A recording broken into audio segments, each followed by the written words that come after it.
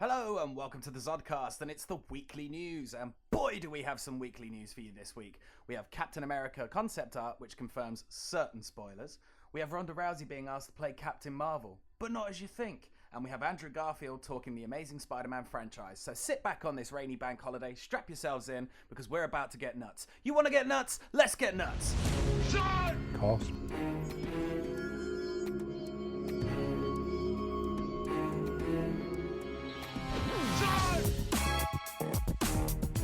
Yes.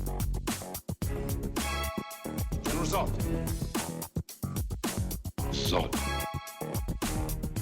Is there no one on this planet to even challenge me? General Zod. Zod! Yes, I am General Zod. Zod!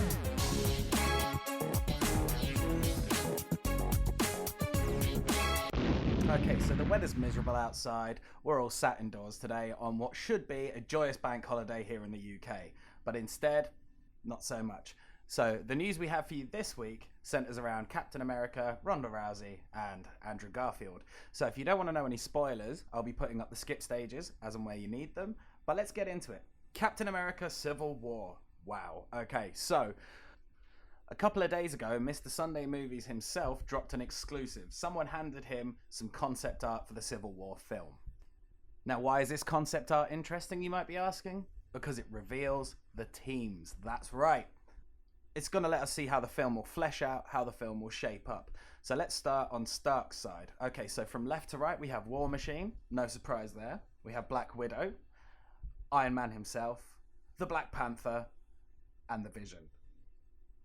Now, these guys are going to be all on the side of the Hero Registration Act, which, for those of you out there that don't know too much about that, will probably be quite similar to the Mutant Registration Act, which you would have seen badly done in X-Men 3. But effectively, they basically are of the belief that everyone should be accountable for their actions. In this day and age where there's a new threat arising all the time, we need everyone to be on a level playing field. And that's where Cap's opposition comes in.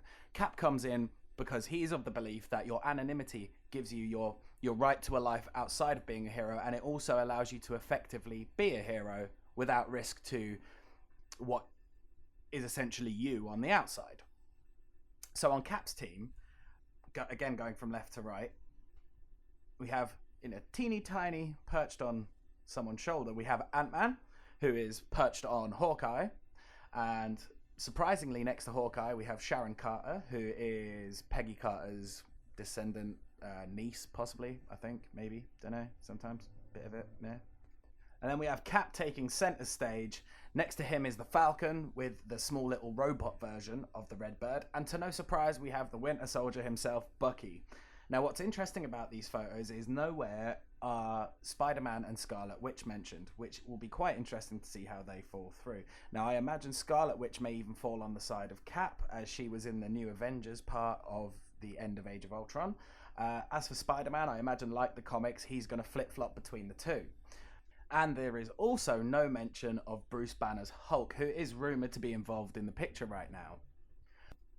So it all seems to be very interesting on how the teams stack up. And also in this promo art, which I will be putting on our new website, thezodcast.co.uk, at some point today, there's a really, really dope shot of Cap and Iron Man going at it. Iron Man's got the bleeding edge armor, which I believe has been spotted on set due around the time they wrapped. There was a couple of photos that came up, and it just looks glorious, I have to say. Now, the other things we know about Cap at this time is that Cap has wrapped. There has been some footage at D23, which I know we're all desperate to see. Likelihood, probably not. Maybe released in very low quality, which there are a couple of GIFs floating around, but even so, we might not actually ever see it. There are some descriptions of it out there. I kind of really want to see the bit where Ant-Man is a bit awestruck by Captain America, and I definitely want to see that Black Panther claw. Shing! I want to see that come out. But likelihood, we're going to have to wait for something that's more of a theatrical trailer. Now hold tight, I think something will come soon. There's too much buzz about this movie to not come soon. I mean, worst case scenario, we are going to wait for that trailer, but I do feel that leaks are going to start popping up. People are going to get a bit antsy to wait. So just hold your horses. Okay, so the second thing we're going to talk about today is Ronda Rousey has been asked to play Captain Marvel, but not as you think. So there's been a lot of buzz about Ronda Rousey and Captain Marvel. This is mostly around the fact that there's been some fan art that Ronda posted, where, let's face it, she looks damn good as the character. And she has since this been asked to play Captain Marvel. Now, the interesting thing about this, where she's been asked to play Captain Marvel, is not in the film, but in the porn parody. Now, the porn parody is produced by a guy called Alex Braun. From what I've read online, he has produced such other comic-based parodies as Batman XXX, a porn parody infamy. He has apparently offered Rousey, I think it's $5 million to appear and have sex on screen in his upcoming film, Captain Marvel, a porn parody. Now, for those of you out there championing Rousey as Captain Marvel, I think it's a good choice, but I can also imagine the potential ass kicking this guy is going to get, because Ronda Rousey does not mess about. I've seen some of the fights and she just absolutely demolishes people. So hopefully that went down as a bit of a funny thing. But yeah, she's been asked to play Captain Marvel in the porn parody, which is kind of, I don't want to say just downright rude and shitty, but we have to look at it this way. Ronda Rousey is a sports star at the end of the day. Ronda Rousey is at the top of her game and holds no prisoners and does what she does and does it great. So it's kind of a bit demeaning and undermining for her to be asked to star in a porn parody for something that fans are kind of really behind her to do in the, let's say, proper way, for example. So if the studios are thinking about Rousey for the role, I hope that this doesn't take away from their possible decision to involve her. Hopefully they do. And I mean, at this point, we know that Captain Marvel isn't probably going to get the huge budget, the likes of which Avengers or Captain America will see. It will be probably more close to Fox's Deadpool. She's not likely to see that $5 million mark because, as we know with Marvel, unless you're RDJ, they don't want to pay. So we'll have to see who they cast in the role. Now, interestingly about Ronda Rousey, this isn't the first porn parody that we've heard about in recent weeks. I think last week there was something that came out where someone wanted to make a porn parody about Ronda herself, the aptly named Ronda Arouse Me. Now, she seemed very well-spirited about this. She, I can't remember the exact quote, but she is quoted as saying that people used to say that to her at school. Ronda Arouse Me. So she finds it funny that and good that at least some girl is now earning off the back of it.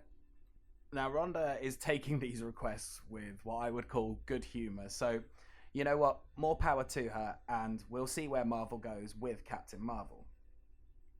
Now, on to our third bit of news for the day is Andrew Garfield talking about the Amazing Spider-Man franchise. Andrew was at an event the other day promoting his new movie 99 Homes, and as you can imagine, with the buzz around Civil War and the buzz around Tom Holland taking on the mantle of the Spider, he was inevitably asked about how it was to be Peter Parker in The Amazing Spider-Man. And I have a quote here from Andrew, which I will read to you in a second, but it basically seems that Andrew was not as happy with The Amazing Spider-Man 2 as much as the fans were. So, from Andrew, it was, well, nothing, because I never was Spider-Man. Because Spider-Man's a fictional character. He's not real. You know, it's funny, to give the vulnerable answer, I thought I was going to be Spider-Man, you know? I went into it, ego shit, came in, it's like, okay, here it is. I'm fucking Spider-Man. I fucking made it. All that shit. I didn't actually make it. I was never Spider-Man. I was the actor that I am, the person that I am, struggling with trying to match up something that I'd elevated so high in my mind. Elevated beyond what I could attain, what I could achieve. The great thing is, that's what Peter Parker was doing as well. Peter Parker created this symbol that he couldn't live up to. It was never enough.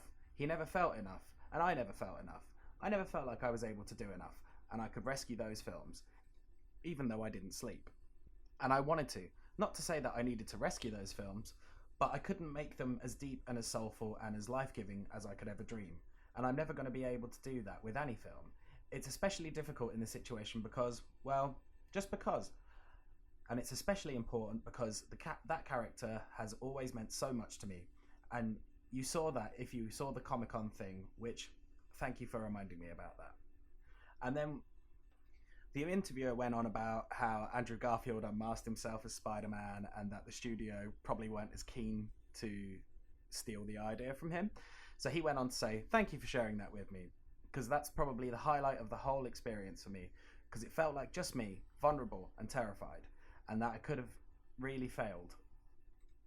That whole idea could have failed, and everyone told me it was going to.